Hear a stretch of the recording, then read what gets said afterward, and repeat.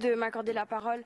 Je m'appelle Clarisse Taolewali da Silva et je suis du peuple Kalinia de Guyane française, qui est un petit territoire français qui se trouve en Amérique du Sud entre le Brésil et le Suriname. Dans ce forum, nous avons beaucoup parlé de transition énergétique et pour ma part, je n'aurais jamais pensé un jour être concernée par ces questions directement sur le terrain.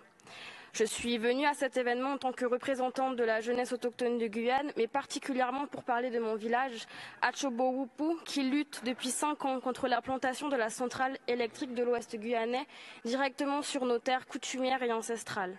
C'est un projet de 148 hectares qui est porté par Hydrogène de France, financé par le groupe Meridiam et qui est bien sûr soutenu par l'État français.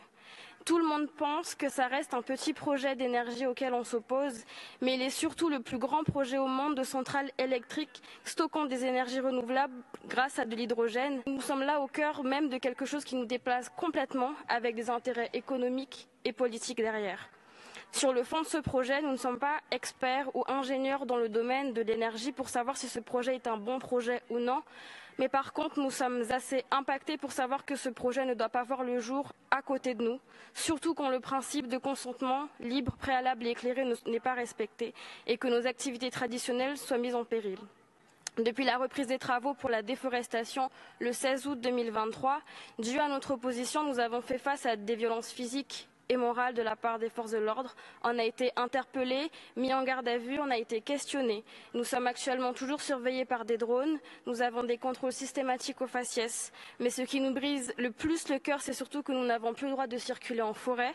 Nous ne pouvons plus chasser, ni pêcher, ni simplement se promener. Tout notre mode de vie est en danger actuellement. Je voulais vous en faire part puisque ceci se passe en France, un pays des droits de l'homme, pays qui ne nous reconnaît toujours pas en tant que peuple autochtone et qui n'hésite pas à invisibiliser, criminaliser des hommes, des femmes, des jeunes et des enfants qui se battent simplement pour leur bien-être, mais surtout pour protéger et préserver leurs terres. Je suis inquiète pour mon peuple et surtout pour le futur puisque nous arrivons à un point où l'émotion et la rancœur se mélangent à cette lutte et je crains que le pire puisse arriver. Je témoigne également ici de l'inquiétude portée par les mères, par les femmes qui voient leurs fils, leurs filles, leurs maris, leurs frères et leurs enfants se mettre en danger tous les jours malgré le courage et la force que ces guerriers nous montrent tous les jours. On a besoin de vous plus que jamais, on a besoin de votre solidarité, de votre aide pour que l'on puisse s'en sortir également tous ensemble, en tant que peuple autochtone, en tant que représentant de toutes les organisations. Voilà ce que je voulais partager avec vous et je vous en remercie.